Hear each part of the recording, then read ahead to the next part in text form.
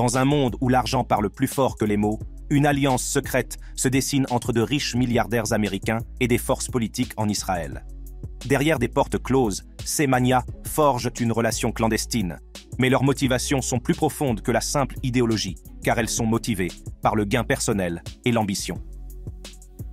Bienvenue dans une histoire captivante de pouvoir, de politique et des liens obscurs qui unissent les milliardaires américains à Israël. Forum politique Qoheleth. Le Qoheleth Policy Forum, également connu sous le nom de KPF, a été fondé en janvier 2012 par Moshe Koppel, une figure éminente de la politique et du monde universitaire israélien.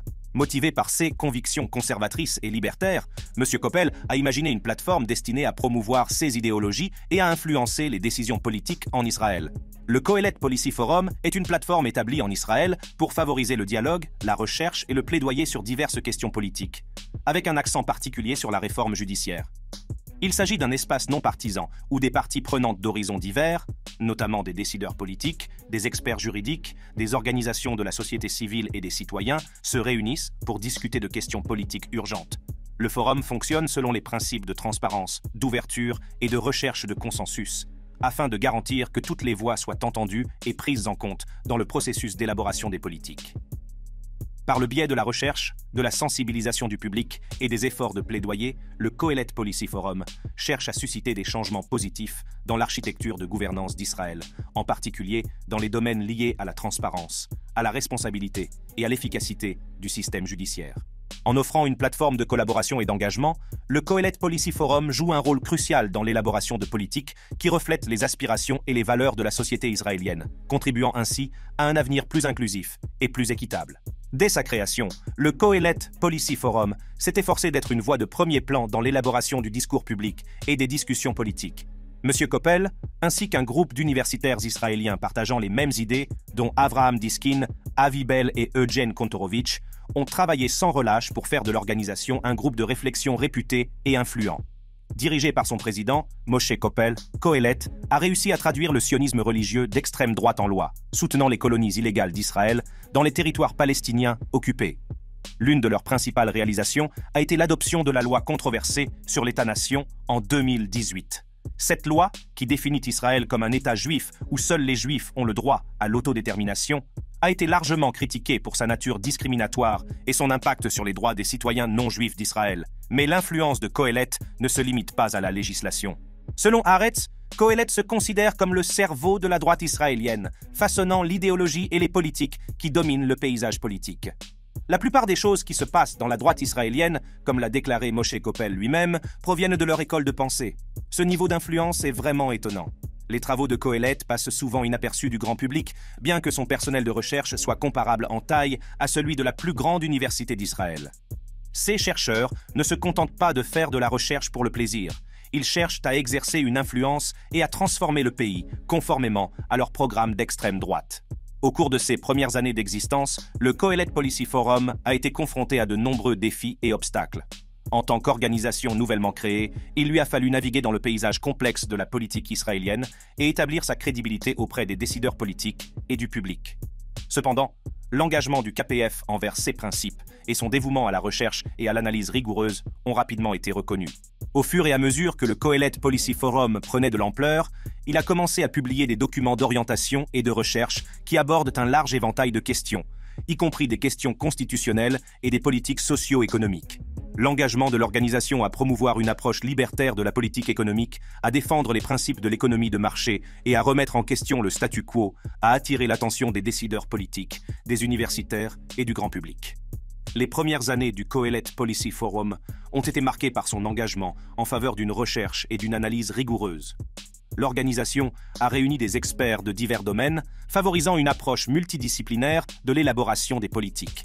Cela a permis au KPF de fournir des recommandations complètes et bien informées sur un large éventail de sujets. Malgré son existence relativement courte, le Qoheleth Policy Forum s'est rapidement imposé comme un groupe de réflexion de premier plan en Israël. Ses recherches et ses documents politiques ont été largement cités et discutés, et son influence a commencé à s'étendre au-delà des cercles universitaires. L'engagement de Qoheleth Policy Forum à promouvoir les idéologies conservatrices et libertaires a trouvé un écho auprès d'une grande partie de la population israélienne, ce qui a renforcé sa position en tant qu'acteur clé dans l'arène politique. Ces dernières années, le Kohelet Policy Forum s'est imposé comme l'un des principaux acteurs de la réforme judiciaire en Israël. L'organisation a publié de nombreux documents d'orientation qui étayent les réformes proposées, lesquelles visent à répondre aux préoccupations concernant l'équilibre des pouvoirs entre le système judiciaire et les autres branches du gouvernement. L'un des principaux aspects de la réforme judiciaire proposée consiste à donner au gouvernement un plus grand contrôle sur les nominations judiciaires. Les partisans de cette mesure affirment qu'elle garantit un système judiciaire plus diversifié et plus équilibré, tandis que les détracteurs s'inquiètent d'une éventuelle ingérence politique dans le processus de nomination. Un autre aspect de la réforme proposée consiste à limiter le contrôle judiciaire des lois et des décisions gouvernementales. Les partisans de cette mesure affirment qu'elle empêcherait le pouvoir judiciaire de dépasser ses limites et d'interférer avec le travail des branches élues du gouvernement. Cependant, les opposants affirment que cela pourrait saper le système d'équilibre des pouvoirs et menacer la protection des droits individuels. L'aspect le plus controversé de la réforme proposée est peut-être l'introduction d'une clause d'annulation. Cette clause permettrait à la Knesset, le Parlement israélien, d'annuler les décisions de la Cour suprême par un vote majoritaire de 60 et un voix sur 120. Les partisans de cette mesure affirment qu'elle renforcerait la responsabilité démocratique, tandis que ses détracteurs craignent qu'elle ne compromette l'indépendance du pouvoir judiciaire et n'érode l'état de droit. Le Kohelet Policy Forum a joué un rôle important dans l'élaboration du discours sur la réforme judiciaire en Israël. Ces documents politiques ont fourni des arguments intellectuels et juridiques à l'appui des réformes proposées, en présentant une perspective conservatrice et libertaire sur la question. Cependant, la participation de l'organisation à la défense de la réforme judiciaire n'a pas été sans controverse. Les critiques affirment que les réformes proposées pourraient saper la séparation des pouvoirs et menacer l'indépendance du pouvoir judiciaire. Ils craignent que les réformes ne conduisent à une concentration du pouvoir entre les mains du gouvernement et s'érodent les principes démocratiques sur lesquels repose le système juridique israélien. Le débat autour de la réforme judiciaire en Israël a suscité d'intenses discussions et protestations publiques. En mars 2023, des membres des Frères d'Armes, à la tête des manifestations des réservistes dans le cadre des protestations sur la réforme judiciaire, ont organisé une manifestation devant les bureaux du Kohelet Policy Forum, accusant l'organisation de nuire à l'économie et à la sécurité d'Israël. L'un des facteurs clés qui a contribué au succès rapide du Kohelet Policy Forum a été sa capacité à attirer des dons privés. Selon ses propres dires, le Kohelet Policy Forum s'est appuyé uniquement sur des contributions privées et n'a accepté aucun fonds public de la part d'un gouvernement, national ou étranger. Cela a permis à l'organisation de conserver son indépendance et de poursuivre ses objectifs politiques sans aucune influence extérieure. Les dons les plus importants reçus par le Kohelet Policy Forum ont été faits de manière anonyme et s'élèvent à plusieurs millions de dollars. Ces fonds ont été acheminés par l'intermédiaire d'une organisation américaine à but non lucratif appelée American Friends of Kohelet Policy Forum, ce qui souligne encore la portée et le soutien internationaux de la mission du Kohelet Policy Forum. Haaretz a révélé que les principaux bailleurs de fonds de Kohelet sont deux milliardaires juifs américains, Jeffrey Yass et Arthur Danchik. Ces personnes, qui protègent leur vie privée avec zèle, ont été activement impliquées dans le Parti républicain, finançant des politiciens de droite et un réseau de centres de recherche conservateurs et libertaires. Leurs dons, qui s'élèvent à des dizaines de millions de dollars, ont été utilisés pour affaiblir les arguments en faveur d'une assurance maladie publique, empêcher l'expansion des transports publics et bloquer les restrictions sur l'achat d'armes, y compris dans les supermarchés.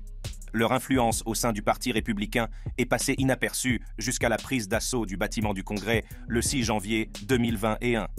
Les émeutes ont suscité des critiques à l'égard des fidèles de Donald Trump au Congrès, notamment les sénateurs Ted Cruz et Josh Hawley. Mais la critique ne s'est pas arrêtée là. Elle s'est étendue aux donateurs trumpistes, notamment Jeffrey Yass, qui a été classé 6e sur la liste des principaux donateurs de tous les candidats républicains en 2020. Malgré les efforts déployés pour garder leurs dons secrets, la piste financière alambiquée reliant ces magnats juifs américains au mouvement d'extrême droite a été mise au jour par Haaretz, révélant l'étendue de leur implication. L'influence de ces milliardaires américains sur la politique israélienne et américaine est vraiment choquante. Leur soutien financier a permis à Kohelet de façonner le paysage politique en Israël et de faire avancer son programme d'extrême droite. Au milieu de la controverse, le Kohelet Policy Forum a dû faire face à des défis, notamment la perte de son principal donateur. En août 2023, Arthur Danchik, un éminent milliardaire juif américain, a décidé de cesser de faire des dons au KPF à la suite de manifestations contre lui dans la région de Philadelphie. Cette perte de financement a soulevé des questions quant à la stabilité financière de l'organisation et à sa capacité à poursuivre son travail de plaidoyer. Qui sont Arthur Danchik et Jeffrey Yass? Le parcours d'Arthur Dančík vers le succès a commencé dès son plus jeune âge et son éducation.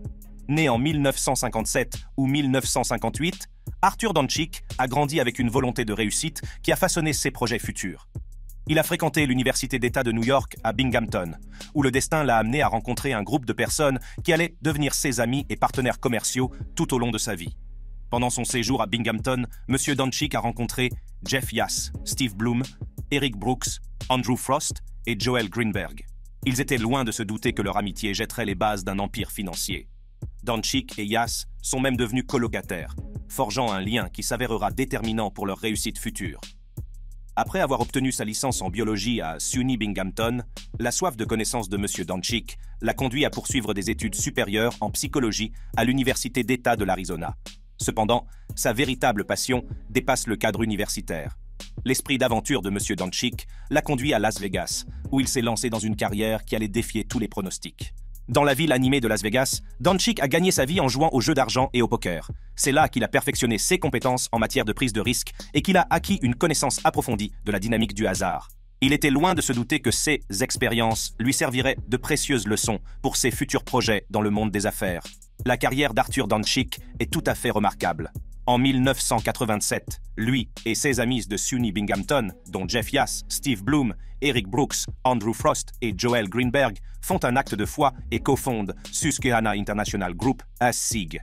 Cette société de services financiers, basée à Ballasinweed, en Pennsylvanie, allait devenir la pierre angulaire de la réussite de M. Dančík. En tant que directeur général et membre du comité exécutif de SIG, M. Dančík a joué un rôle essentiel dans les activités mondiales de la société en matière de capital investissement, d'investissement en capital risque, de négoce de matières premières et d'activités internationales. Son leadership et sa vision stratégique ont permis à SIG d'atteindre de nouveaux sommets et de s'imposer comme un acteur majeur de l'industrie financière.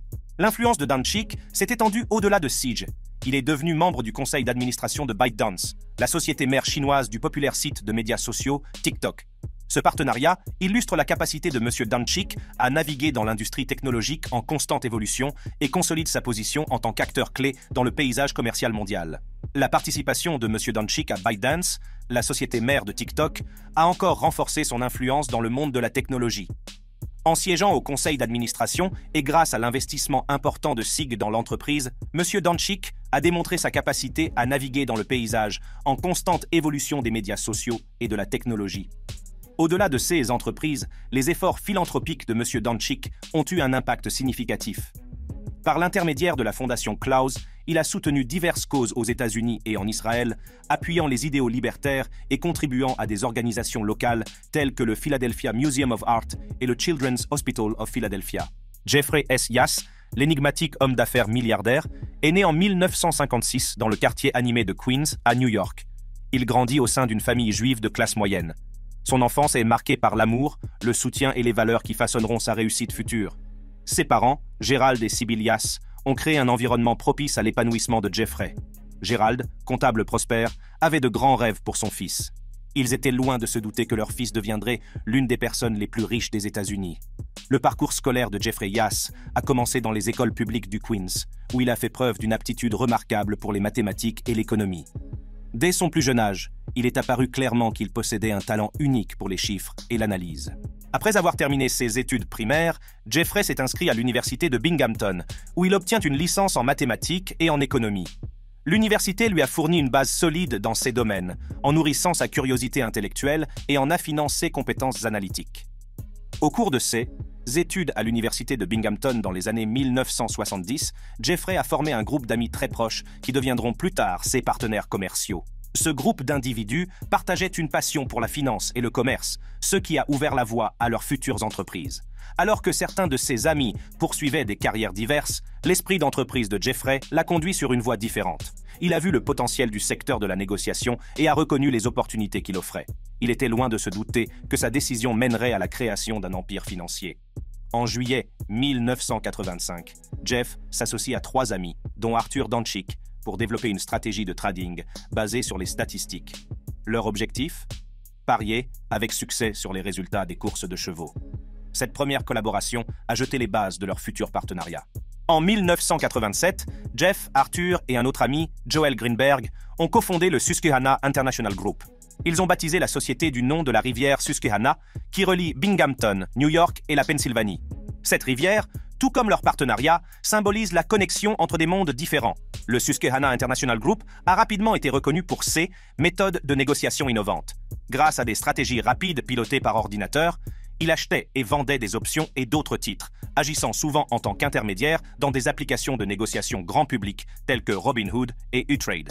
Mais c'est le 19 octobre 1987, connu sous le nom de lundi noir, que Susquehanna a pris une décision qui allait consolider sa réputation. Alors que la plupart des entreprises ont subi des pertes pendant le krach boursier, Jeff, Arthur et leur équipe ont fait un investissement astucieux dans des options qui prendraient de la valeur si les actions baissaient. Leur prévoyance s'est avérée payante, faisant de Susquehanna l'une des rares entreprises à tirer profit de cette journée fatidique. Au fur et à mesure de leur réussite financière, Jeff et Arthur ont reconnu l'importance de rendre l'appareil. En avril 1994, ils ont fondé la Susquehanna Foundation, une organisation exonérée d'impôts qui soutient des causes libertaires et des programmes d'écoles à charte. Par le biais de leur fondation, ils entendent façonner le paysage politique et promouvoir les valeurs qu'ils partagent. Mais leur influence ne s'est pas arrêtée là. En 2012, la Susquehanna Foundation a participé à un investissement de 5 millions de dollars dans ByteDance, la société mère de la plateforme de médias sociaux TikTok. En 2020, la fondation détient au moins 15% de ByteDance, une participation estimée à 15 milliards de dollars. Cet investissement illustre la capacité de Jeff et Arthur à identifier et à soutenir les technologies émergentes. Toutefois, leur réussite financière n'a pas été exempte de controverses. Des rapports ont été publiés sur les stratégies fiscales de Jeff qui lui ont permis d'économiser au moins 1 milliard de dollars d'impôts en 6 ans. Son taux d'imposition fédérale moyen de 19% est nettement inférieur à celui des autres traders de Wall Street. Cela a soulevé des questions et conduit à des audits de l'Internal Revenue Service. Au-delà de leurs activités financières, Jeff et Arthur ont également laissé leur marque dans le monde de la politique et de la défense des droits. Jeff, en particulier, a pris la tête du Cato Institute, un groupe de réflexion libertaire basé à Washington, D.C. Par l'intermédiaire de l'Institut, ils mènent des recherches politiques et défendent des politiques libertaires, amplifiant ainsi leur influence au sein du mouvement de droite. Leurs efforts philanthropiques ont eu le même impact. Jeff et Arthur ont donné des millions à des causes de centre-droit, notamment en défendant la réduction des impôts et en soutenant les programmes d'écoles à charte. Leurs contributions ont façonné le paysage politique, avec plus de 100 millions de dollars dépensés pour les seules campagnes électorales. Mais ce qui rend leur partenariat vraiment unique, c'est leur capacité à dépasser les clivages politiques. Ils ont également fait des dons à des politiciens démocrates, soutenant stratégiquement ceux qui s'alignent sur leurs objectifs. Les efforts philanthropiques de Jeff et Arthur sont canalisés par la Klaus Foundation, une organisation privée qu'ils ont cofondée. Cette fondation est leur principal véhicule philanthropique car elle fait des dons à diverses organisations libertaires et de centre-droit. Leurs contributions ont permis de soutenir des institutions telles que l'Institute for Justice, le Cato Institute, l'American Enterprise Institute, AUI, Students for Liberty, le Mercatus Center, l'Atlas Network et l'Ayn Rand Institute. C'est ainsi que le décor était planté pour le partenariat de Jeff et Arthur visant à financer le mouvement de droite. Leur expérience du poker, leur stratégie de trading innovante et leurs activités philanthropiques les ont positionnés comme des acteurs clés dans le monde de la politique et de la finance. Des rapports suggèrent qu'Arthur Danchik a été impliqué dans le Kohelet Policy Institute, un groupe de réflexion israélien. Cet institut a joué un rôle déterminant dans l'élaboration des réformes controversées de la politique judiciaire introduites par le Premier ministre israélien Benjamin Netanyahou. Bien qu'il y ait eu des allégations sur l'implication de Jeff, une source anonyme proche des deux hommes nie ces allégations. Implication de la politique de Kohelet. Les concepts du Kohelet Policy Forum ont bénéficié d'un soutien considérable de la part des décideurs politiques, ce qui a propulsé le Kohelet Policy Forum dans une position de confiance et d'influence au sein des cercles consultatifs du gouvernement. Leurs recommandations ont été mises en œuvre, entraînant des changements radicaux dans le paysage économique israélien. Les entreprises publiques ont été privatisées, les réglementations ont été assouplies et le marché a été ouvert aux investisseurs étrangers. Si ces politiques ont été saluées par certains comme un pas en avant, d'autres se sont inquiétés de l'influence croissante du forum politique Kohelet. Les critiques ont affirmé que les recommandations du forum favorisent de manière disproportionnée les riches et les puissants, creusant ainsi le fossé entre les riches et les pauvres. Ils ont affirmé que l'agenda du forum était guidé par une idéologie néolibérale qui donnait la priorité aux forces du marché plutôt qu'au bien-être social. L'une des initiatives les plus controversées du Kohelet Policy Forum a été la réforme des retraites. Il a affirmé que le système de retraite actuel n'était pas viable et a plaidé en faveur d'un passage à des comptes d'épargne retraite individuels. Cette proposition a suscité l'indignation des travailleurs et des syndicats qui y ont vu une menace pour leurs avantages durement acquis. Des manifestations ont éclaté dans tout le pays et des milliers de personnes sont descendues dans la rue pour exprimer leur opposition aux réformes proposées. Le gouvernement, sous la pression des deux parties, a été contraint de revoir sa position. Un compromis a finalement été trouvé, mais l'incident a mis en lumière l'immense pouvoir et l'influence du Kohelet Policy Forum. Le Kohelet Policy Forum a continué à façonner les politiques économiques d'Israël, souvent au détriment des programmes de protection sociale. Il a soutenu que le gouvernement devait se concentrer sur la réduction du déficit budgétaire et la promotion de la croissance économique, même si cela impliquait de réduire les dépenses sociales. Leur influence s'est étendue au-delà des questions économiques. Le Kohelet Policy Forum a également joué un rôle important dans l'élaboration des politiques sociales, en particulier dans les domaines de la religion et de l'État. Il a plaidé en faveur d'une plus grande séparation entre la religion et l'État, appelant à la réforme du système éducatif ultra-orthodoxe et à la promotion du mariage civil. Ces propositions se sont heurtées à l'opposition farouche des groupes religieux, qui y ont vu une atteinte à leur mode de vie. Le débat sur le rôle de la religion dans la société israélienne est devenu de plus en plus houleux, le Kohelet Policy Forum étant au centre de la tempête. L'influence du Kohelet Policy Forum s'est également fait sentir dans le domaine de la politique environnementale. Il a plaidé en faveur d'un assouplissement des réglementations environnementales, arguant que ces réglementations étouffent la croissance économique et entravent l'innovation.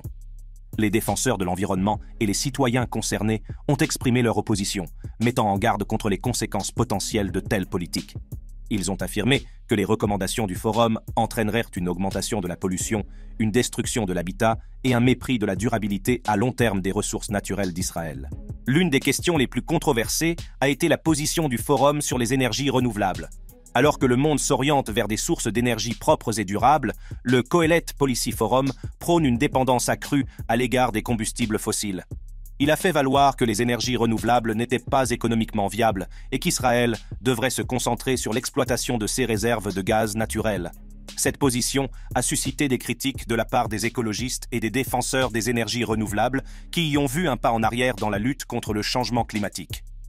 Ils accusent le Forum de privilégier les gains économiques à court terme au détriment de la santé à long terme de la planète. Ces dernières semaines, le Kohelet Policy Forum a fait parler de lui avec ses affirmations controversées concernant les allocations accordées aux ménages monoparentaux. Selon leur rapport, ces prestations constituent une incitation économique pour les femmes à devenir mères célibataires. Le Forum affirme que l'aide étendue offerte aux mères célibataires conduit à la tromperie, puisqu'il prétend que de nombreuses mères célibataires qui ont une relation trompent l'Institut national d'assurance. Cependant, il est important de noter que le Kohelet Policy Forum ne fournit aucune preuve concrète pour étayer ces affirmations. En Israël, le pourcentage de mères célibataires est relativement faible par rapport à d'autres pays, puisque seulement 12,6% des familles ayant des enfants de moins de 24 ans sont des familles monoparentales, alors que la moyenne de l'OCDE est de 20%. En outre, le rapport ne tient pas compte du fait que 86% des foyers monoparentaux en Israël sont dirigés par des mères célibataires. Cela indique que la majorité des familles monoparentales sont dirigées par des femmes qui font face à des défis et des responsabilités uniques. En ne tenant pas compte de cette information cruciale, les affirmations du Kohelet Policy Forum manquent d'une compréhension globale des réalités auxquelles sont confrontées les mères célibataires. Le rapport du Kohelet Policy Forum a récemment été présenté à un comité interministériel chargé d'examiner la proposition du ministère du Logement visant à élargir les possibilités de logement public. Toutefois, les commentaires formulés au cours des discussions du comité semblent manquer de lien avec le monde réel. Certains membres du forum ont fait valoir que les subventions au loyer sont un moyen plus efficace et économiquement réalisable d'aider les familles pauvres. Ils ont affirmé que les logements sociaux constituent un gaspillage des ressources publiques, car les familles continuent d'occuper les appartements même lorsque leurs enfants atteignent l'âge de 21 ans et peuvent subvenir à leurs besoins. Toutefois, cette perspective ne tient pas compte des réalités auxquelles sont confrontées les familles monoparentales et les familles pauvres en général sur le marché de la location de logements. Ces familles manquent souvent de pouvoir de négociation et ne sont pas en mesure de fournir des garanties ou de payer une caution à l'avance. En conséquence, elles sont poussées dans les appartements les plus mauvais et les plus petits, où elles ne peuvent même pas exiger des travaux d'entretien de base de la part de leurs propriétaires. Le modèle économique du Kohelet Policy Forum ne tient pas compte des difficultés rencontrées par les mères célibataires et des options limitées dont elles disposent sur le marché du logement. En 2011, des jeunes à revenus moyens sont descendus dans la rue pour protester contre leur incapacité à se loger sur le marché locatif. mettant ainsi en lumière la crise du logement en Israël.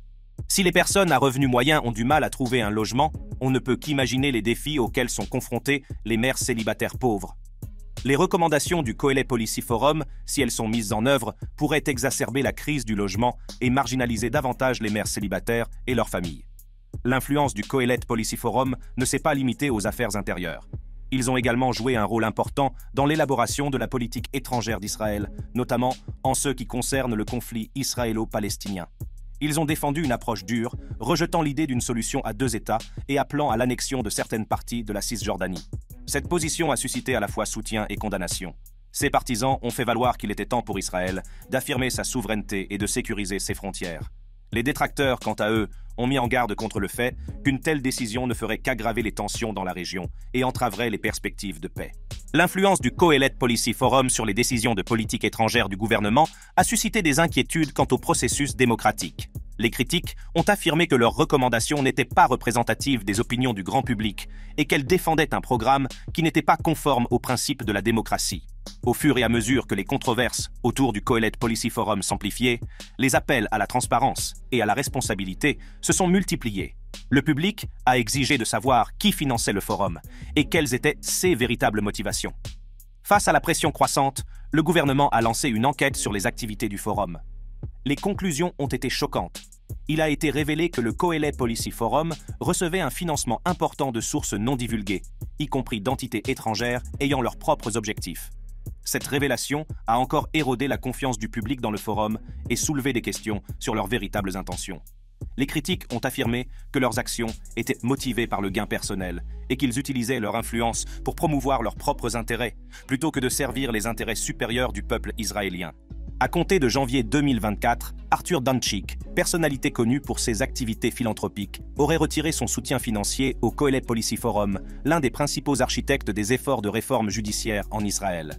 Cette décision, rapportée par E-Jewish Philanthropy, marque un développement significatif dans le domaine de la gouvernance et de l'élaboration des politiques israéliennes.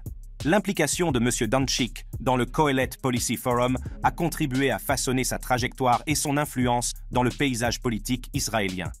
Grâce à ses contributions financières, le Forum a joué un rôle essentiel dans la défense des réformes visant à améliorer l'efficacité, la transparence et la responsabilité du système judiciaire du pays. Cependant, la décision de Danchik de réduire le financement du Forum soulève des questions sur l'orientation future de la réforme judiciaire israélienne et sur la mesure dans laquelle le soutien extérieur influence les décisions politiques.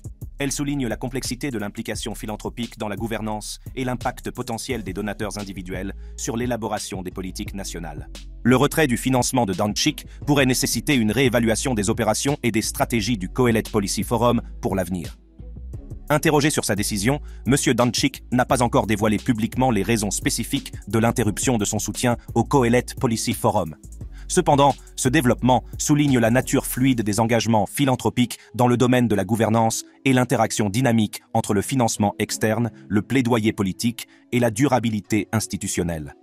Nous vous remercions de vous être joints à nous pour explorer le Kohelet Policy Forum et son rôle dans la politique israélienne. Restez informés, restez engagés et continuez à chercher à mieux comprendre les questions qui façonnent notre monde.